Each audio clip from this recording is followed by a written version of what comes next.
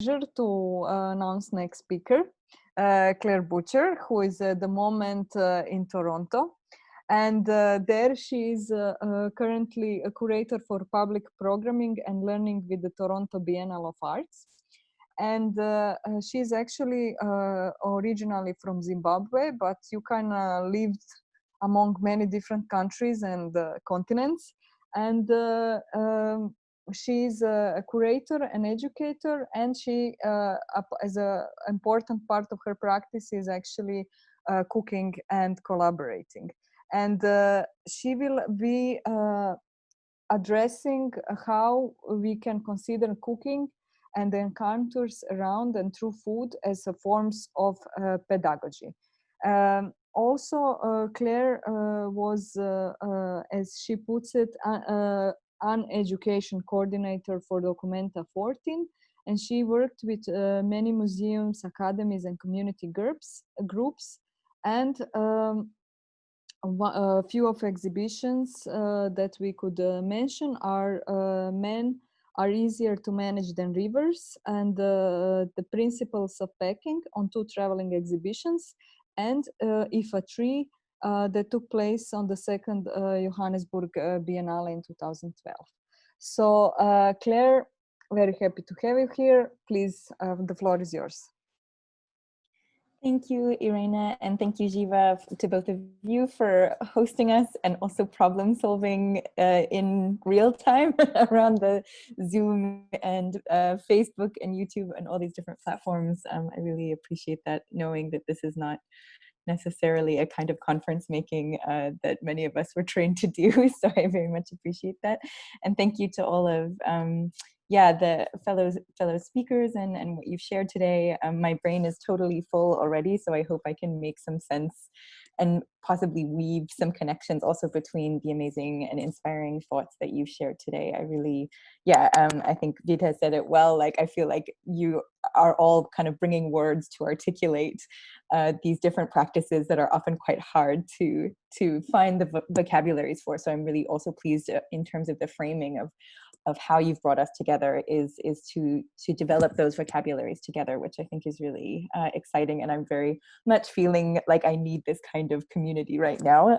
As I can imagine, many of us are also feeling a little out of touch with one another at this time. So yeah, really appreciate this moment to come and think together.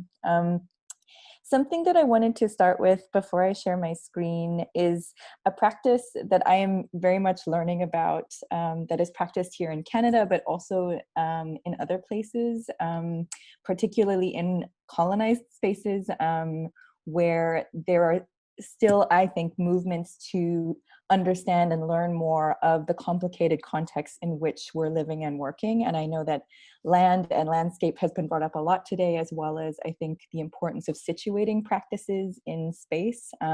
Even though, again, as we're working virtually, sometimes that feels quite abstract and is hard to do. But I thought maybe to start with a land acknowledgement, which is what it's called here in Canada.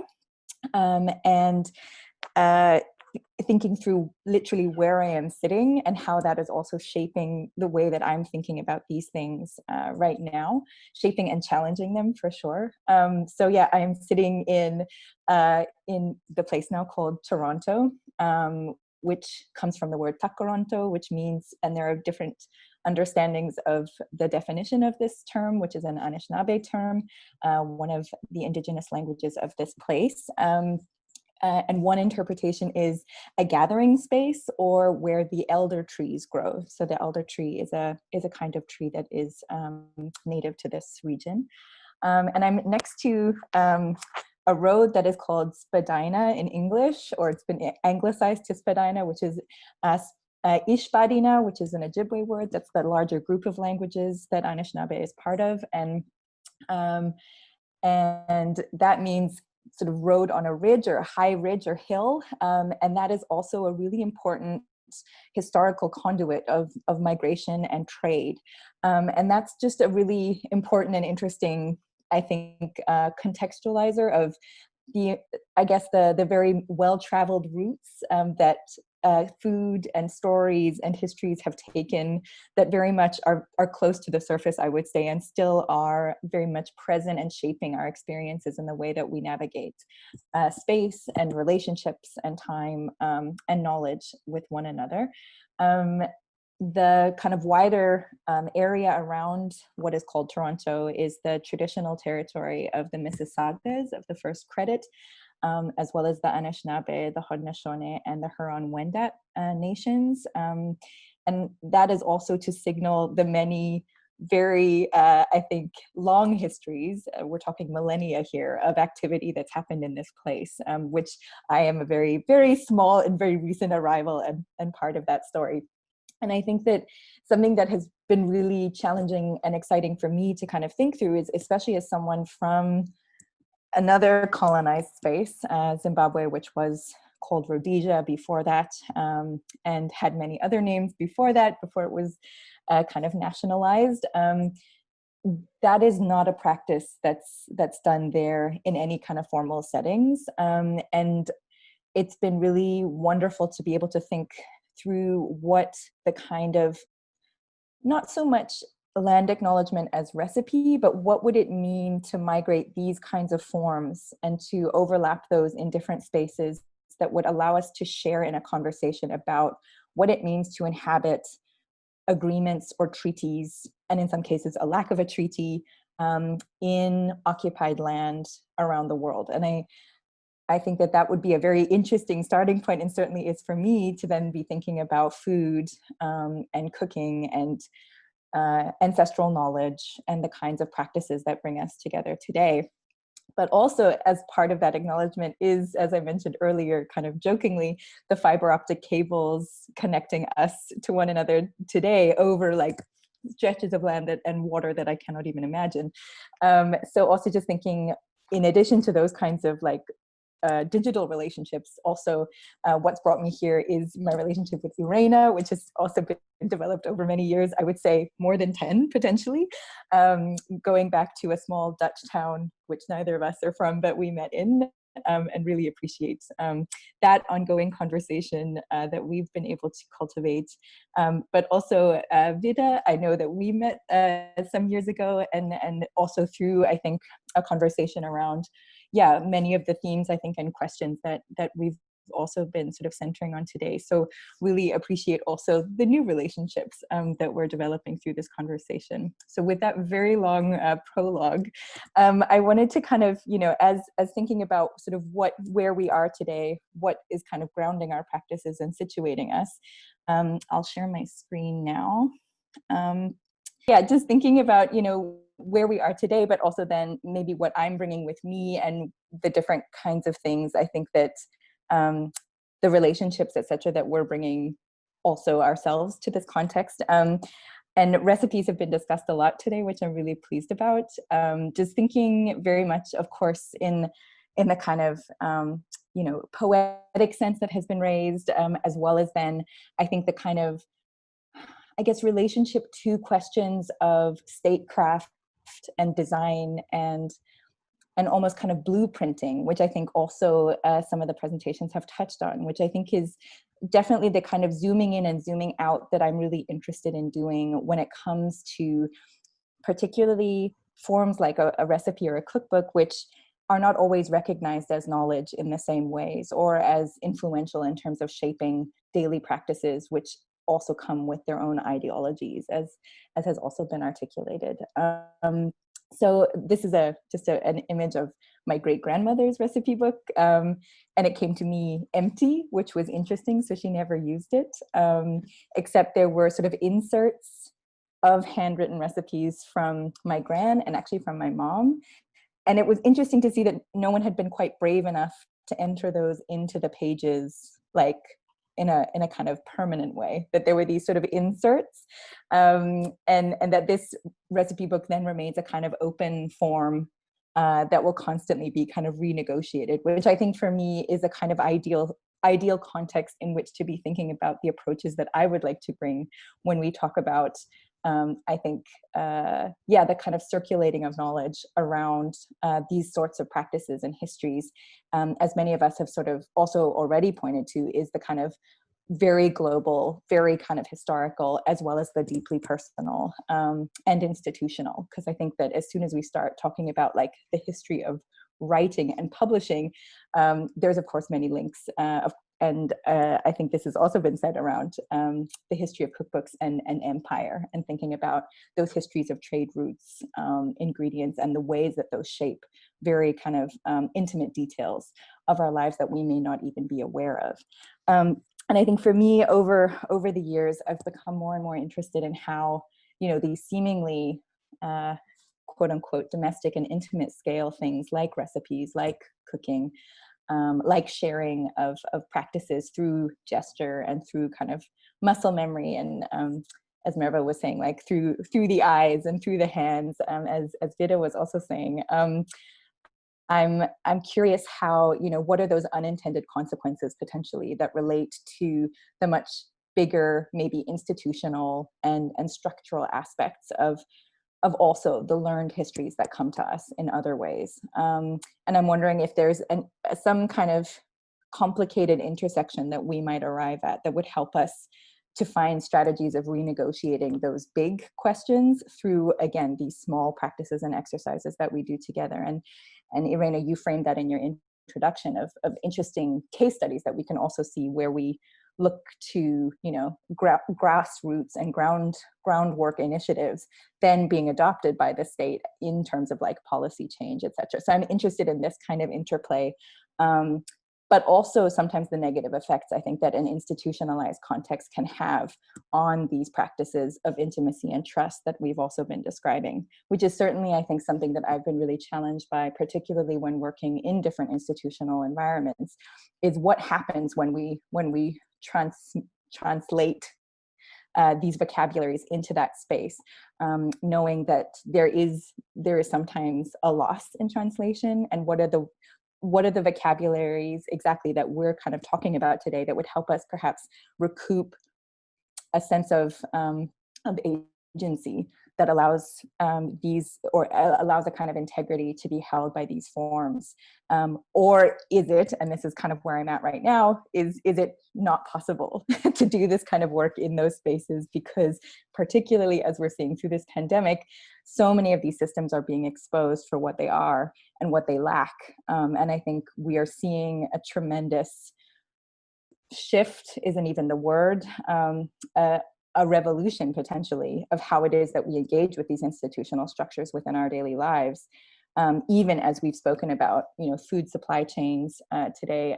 as well as the kind of visibility or the lack of labor that is involved in maintaining these daily practices of life. And so just thinking about, yeah, what will that future be for these kinds of practices, if indeed we want to situate them in ways that are sustainable and can be also, I guess, made part of something that goes beyond a personal practice but can become something communal. Kind of moving into a bit of the present, then I'll sort of start just pre-pandemic, or like just before pre-lockdown, and then I'll kind of go a little bit further back into some questions I think that really have been sort of percolating or marinating. You'll also realize that I use food metaphors a lot, so I apologize if that becomes a bit overwhelming, but bear with me. And I'll start kind of sooner, I'll go back, and then maybe we can arrive at some questions together that are still on my mind, and I would love to hear your thoughts. This is an image from the first day of a gathering that was called Under the Mango Tree. It's a self-organized gathering of unlearning, is its kind of subtitle, and this was the second iteration of this gathering that started actually with Documenta 14 under the guidance of Sapake Angiama, who was the head of education at Documenta 14.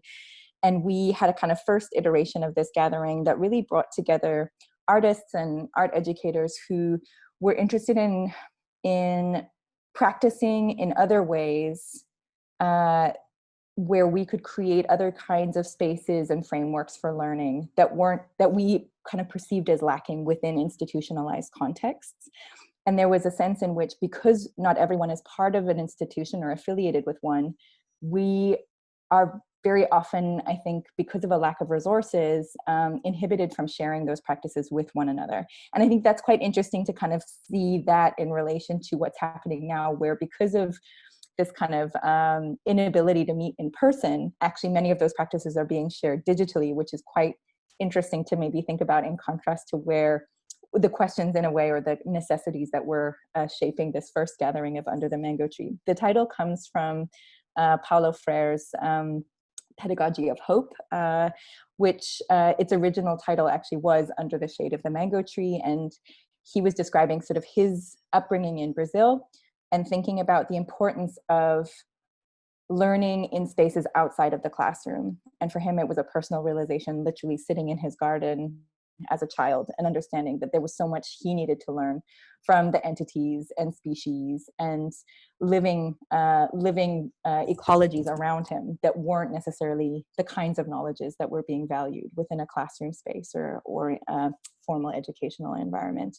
And we sort of took that a little bit out of the Freirean frame, knowing that he's often maybe overquoted within a kind of radical pedagogical framework. And we wanted to think about, yes, and not to dismiss him, but and there are so many other histories and narratives and practices going on that maybe could also be understood in this kind of context where we're looking at a perceived lack or a kind of ineptitude or collapse of particular institutional frameworks and the kind of need to invent or revisit or sustain other kinds of practices that allow us to learn together in different ways.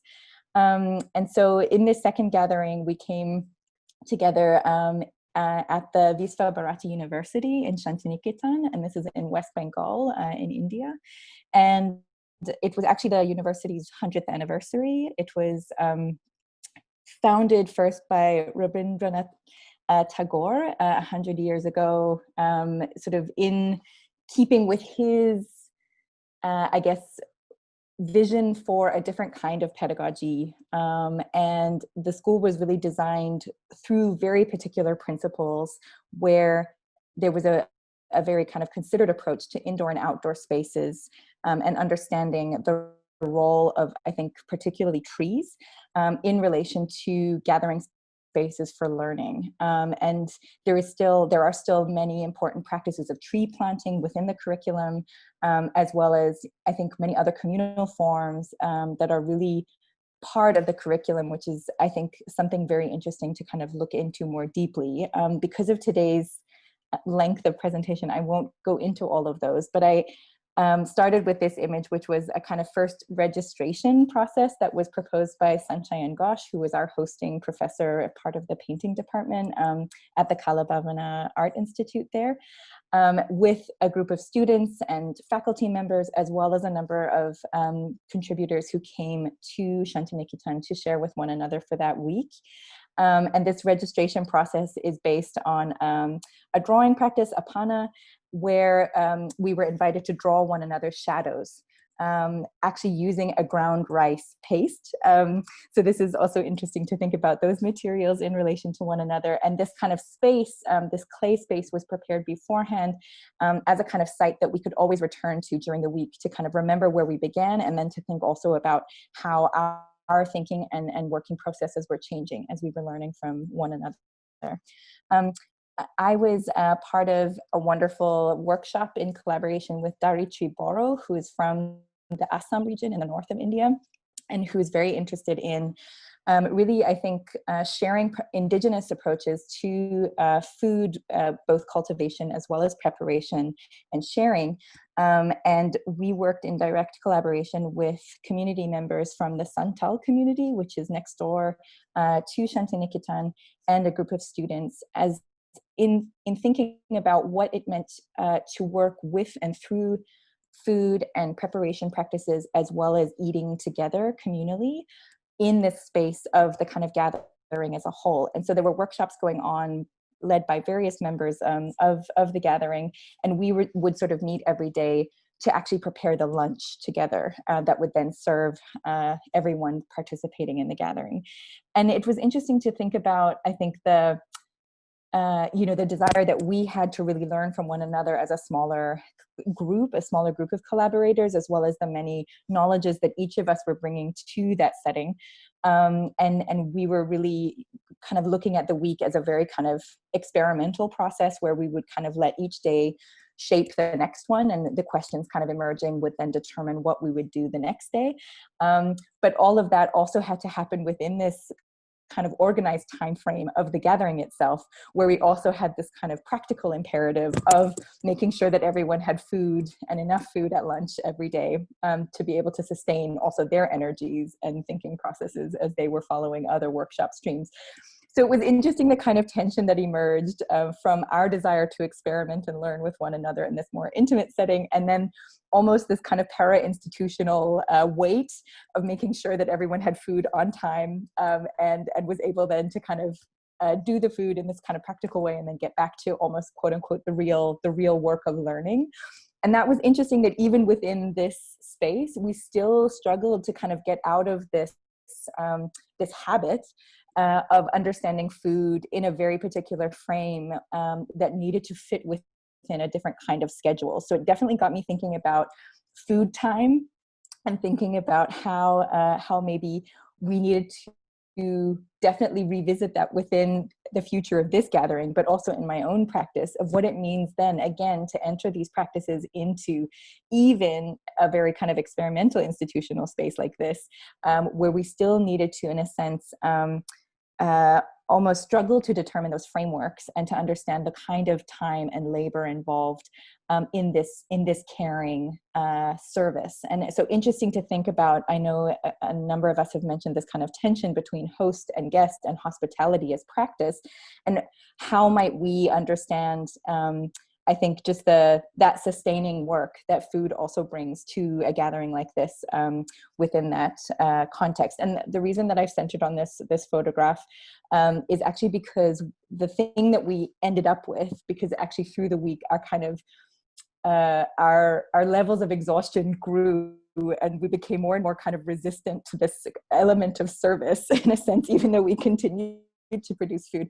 We then kind of distanced ourselves a little bit with the ingredients per se, and focused then more on the leftovers. So we were very much thinking about like what is left after we prepare the food, what maybe is discarded again as maybe something that isn't quite worth our time and consideration. And that was certainly, I think, the shells and pods and seeds of the different vegetables that we were dealing with every day. And the proposal from the students was, okay, let's see this as a generative process. And what if we were to start a communal garden using these leftovers? So this is sort of where we ended, which I was really pleased about, because I was quite, I was a little stuck myself in how to proceed. And that was wonderful that this really came from the group, from the food commune, as we were calling ourselves, to really think together about where these seeds come from, their different relationship to, the food industry, I think, of West Bengal and broader regions, as well as then, what does it mean then for us as a kind of continued labor to look after this garden and to tend to it, and then who enjoys the fruits of that labor eventually. So this led to some really important discussions, I think, around legacy, around inheritance, as well as that kind of the care involved in maintenance and maintaining a process and maintaining a structure, knowing that often I think food can seem like a very ephemeral medium. It was interesting then to think about what are those structures of care that need to be maintained over time, and how to do that in a way, especially thinking about our presence there in this, really important space of learning that has been established 100 years ago, that we are, critically considering its legacy. What does it mean to put these two notions of legacy alongside one another? And that's something that I'm definitely still kind of chewing on and thinking about, but it was certainly something that I hope I can link with in my sort of next points. I'm quickly looking at the time for how I'm doing. Okay, I'm going very slowly, so I will jump ahead a little bit. So back in time a little bit to a few months before this gathering was the first iteration of the Toronto Biennial of Art. So this is the first biennial that the city has hosted. I also, through my thinking around biennials, particularly in the framework of legacy, have some mixed feelings about biennials as structures, but I felt it was important to perhaps be part of one, to also understand their logics and perhaps also how differently they could be done when thinking, of course, about the recipes, in a way, if we use that word in a very broad sense, that have determined the kind of exhibition histories that we deal with as legacies in themselves, and the biennial as a kind of legacy structure. What could we do that might help reshape our practices within them that reach for these more cooking type pedagogies?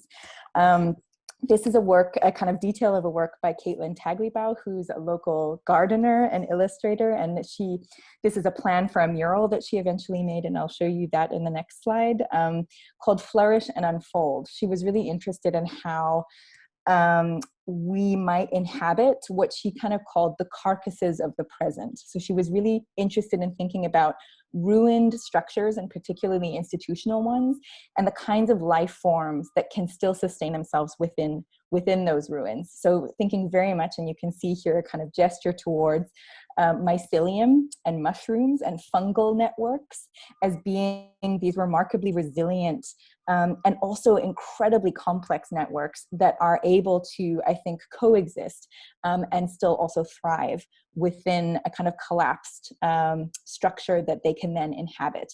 And I think that, of course, this is not a new metaphor to kind of think about, I guess, different ways of relating to institutions, especially I think when situated within a post-colonial context or a decolonizing context. That tense relationship, I think, with existing and imposed structures is often very top of mind. It was a very, I think, beautiful way to think about in a very kind of present context.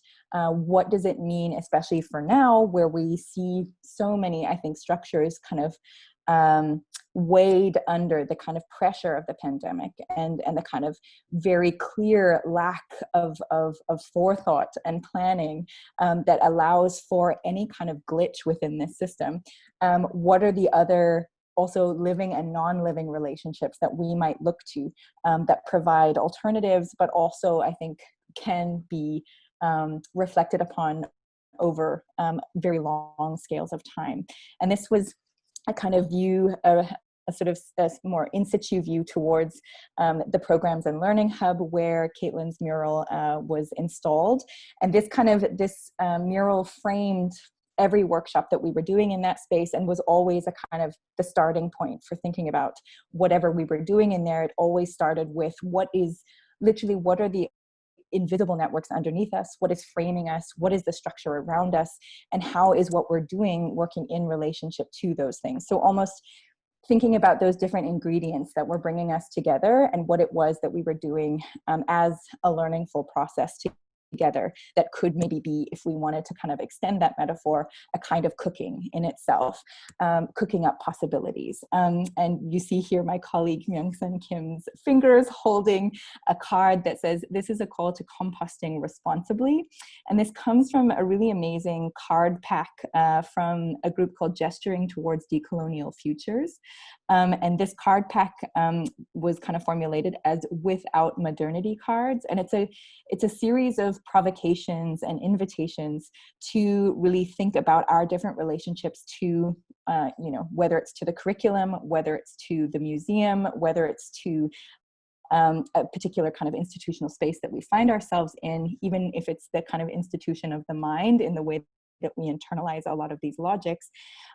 These are kind of invitations to think beyond the kind of parameters of modernity. And I think that also, where we started with Merve's presentation, that's also an important invitation to rethink the structures of the kitchen and the kitchens of practice by extension that bring us together within certain spaces. And I think that aspect of composting and thinking about the soil and these invisible networks beneath our feet is certainly something that is kind of where I'm sitting right now in terms of what do we do with the leftovers? What is left after the cooking happens, and after we are, we've sort of taken this nourishment up, we've been sitting with one another, we've been thinking, and then what is that kind of digestion and composting process look like, and how do we also tend to that with care in as much as we do the preparation time. And something that I've been thinking a lot about, especially during the pandemic, is grief and loss. And so I want to put these terms next to each other in a way that also isn't fully worked out. And I'm hoping you can forgive me for not having fully, I guess, reconciled these relationships, but I'm kind of putting them forward as questions also to all of us, is thinking about grief and loss and the leftovers and the times that we're finding ourselves in now, where, you know, we know not only have, I think, a loss of a generational knowledge, which is happening very much in terms of how the pandemic is in a very kind of inequitable way affecting very particular communities and demographics. And we also have, I think, the loss of a certain kind of daily practice of relating to one another. So there are also rituals and kind of important aspects of our lives that have been lost due to, you know, the kind of ever shifting conditions of how it is that we're relating to one another across vast spaces, but also, you know, as Tanya was saying earlier, just even in relation to our neighbors and grocery stores, and as Vidha also pointed to, the loss of that familiarity of also what it is that we gain comfort from also in the everyday. And I think, interestingly, one final stage of grief was added to this maybe well-known 5 stages of grief model that was initially developed by Elizabeth Kubler-Ross and David Kessler in the 60s. Elizabeth Kubler-Ross has unfortunately passed away since then, but David Kessler has continued the work. And he, you know, following this denial, anger, bargaining, sadness, acceptance model, which of course I'm not saying is the only model of grieving, it's more an interesting case study.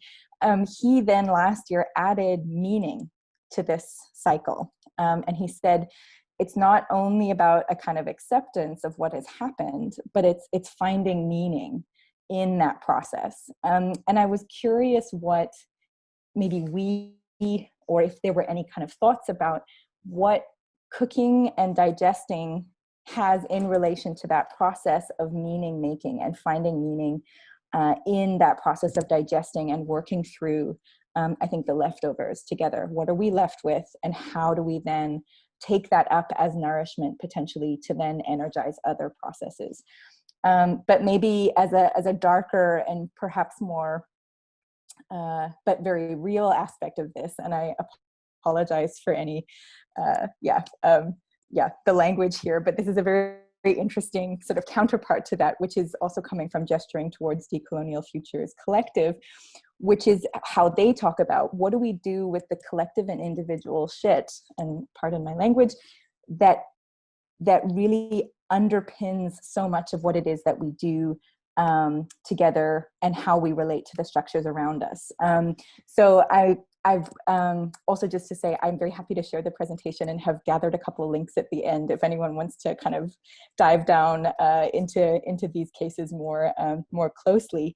But sort of what they're talking about is, in addition to that call to compost responsibly, what do we do with just the piles of leftover crap that is literally underpinning history and place and institutional knowledge and education? And, you know, if we literally just think of any received structure that surrounds us, it is also filled with this stuff. And then how do we move to a kind of unconditional acceptance and healing from that space? So this is really a question that they're posing, I think, at a very important time when we are so overwhelmed by what it is that we've been left with as these inherited structures, both good inheritance. I think there are very beautiful examples of the practices that we've inherited personally and collectively, but also this other stuff that we need to work through together and personally before we can move into those spaces of healing. And that's literal recovery from this time, but also a recovery of practices that we want to share with one another. So I know that this is not necessarily around like cooking per se. This is maybe the very end of that digestive process line, but I'm really curious as to where we go from here is maybe more my question. And knowing that that was perhaps a bit of a dark note to end on, this is me just really enjoying some Kofi ice cream at the end of that amazing time under the mango tree. Unwittingly color coordinated with what I'm consuming. But I wanted, as a kind of final note, just to put some further resources there that I've really been learning a lot from and would love to share with you. So I'll be sending that to the organizers also to distribute with anyone who would like to look further into that. And of course, would very much welcome other links and suggestions from you. One interesting, I think, question there that sort of we're also left with is ultimately, I think, and many of us are fully aware of this, and I apologize if I'm saying something that's super obvious, but I think questions of power and sovereignty are ultimately at stake here in terms of now when we're at this moment of kind of reckoning, how will we use this opportunity to redistribute resources and to rethink those formulations of power and to think about the solidarities and collectivities that have also been raised today, you know, in this time of major upheaval, but also the possibility for rearrangement. So I'm excited about, I think Merve used this wonderful word of formation, and I'm really interested in what are those formations that might come with the collective shift, as well as these amazing ingredients and moments of coming together, as well as the recipes and practices for the future. So I will stop there, and I'm sorry if I went over time, but thank you so much for your attention, and I look forward to questions.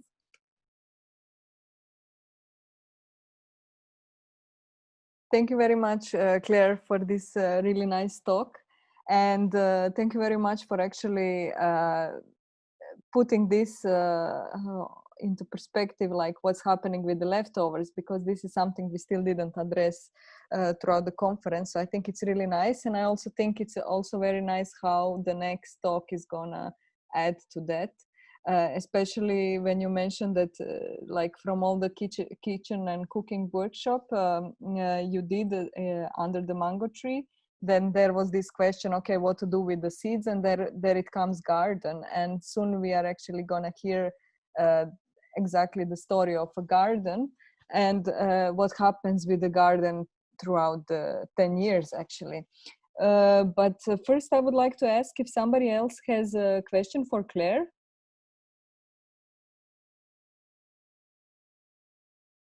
Yes? It's not really a question, but more like a comment to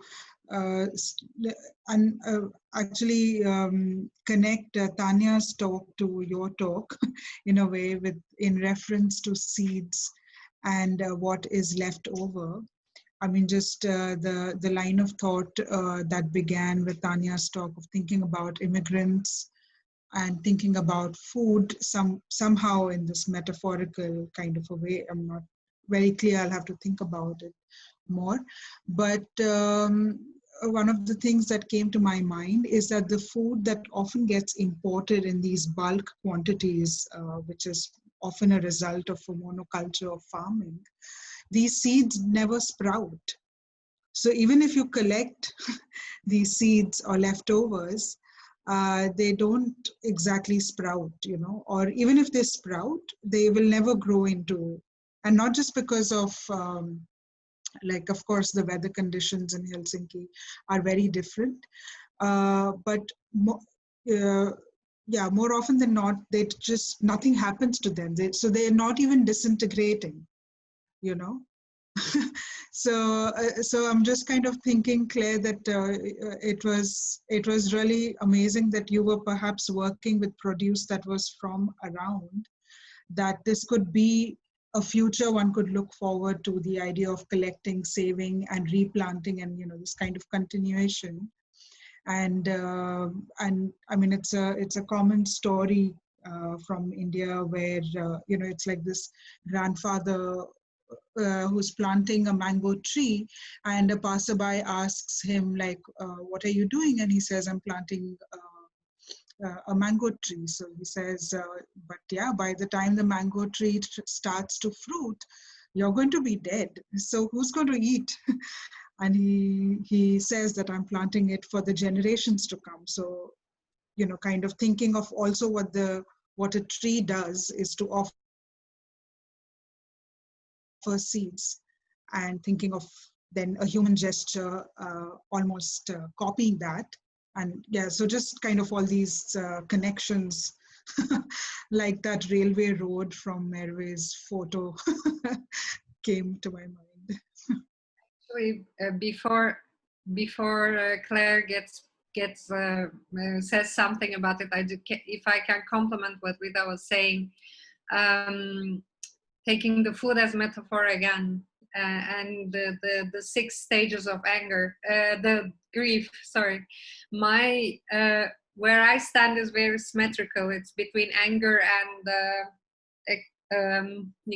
bargaining, and acceptance and meaning. I'm on that symmetry axis always. Like, I have a lot of anger, and then it's a lot of bargaining based on that anger, and then a lot of acceptance and trying to produce meaning from that acceptance. So maybe, and very much in relation to what Vidha was saying, in my own understanding, how do we let go and how do we keep going? Like, how do we not give up?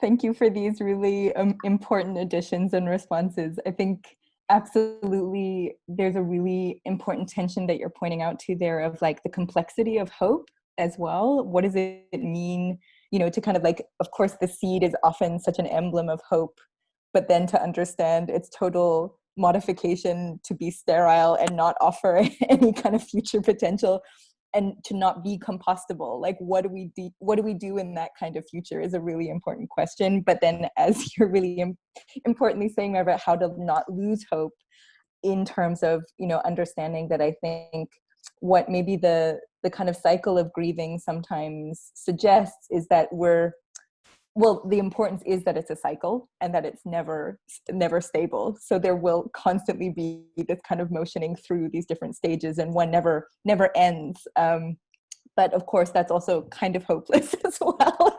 So I think it's that question of thinking about, if we're never kind of arriving at a place of meaning making, what might we do in the kind of meantime? And I there's some really interesting thinking around, I think, especially time in relation to all of this, and especially now of being in this kind of long meantime, knowing that there's no kind of end in sight for this particular moment of pandemic, and that there will be future situations like this as well. What might our relationship to time be that perhaps gives us a different sense of this cycle of hoping and despair and loss and all the other beautiful human experiences. But I think definitely for me, that raises questions of the importance of the archive and what it is, how we relate to that space. Because I think even through this moment, looking back to 1919 and the flu of a century ago, and thinking about, how similarly people were practicing their daily existence through that time, has been a really important kind of compressing of history for me in different ways. And so I'm curious what that might do to help us be less exceptional about where we're at as a species, but also then to think about the importance of memory and of living archives and those practices that maybe have been dismissed, and the importance of historical work, such as many of you are doing. I think that's really made that process very clear for me as a priority.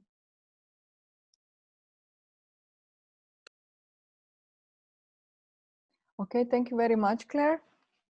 And I would actually now, there is one question that you already tackled upon, and this is like this question of what is happening with these kind of practices within the framework of institutions. But this is a question that I would actually like to pose to everybody after as a kind of final moment.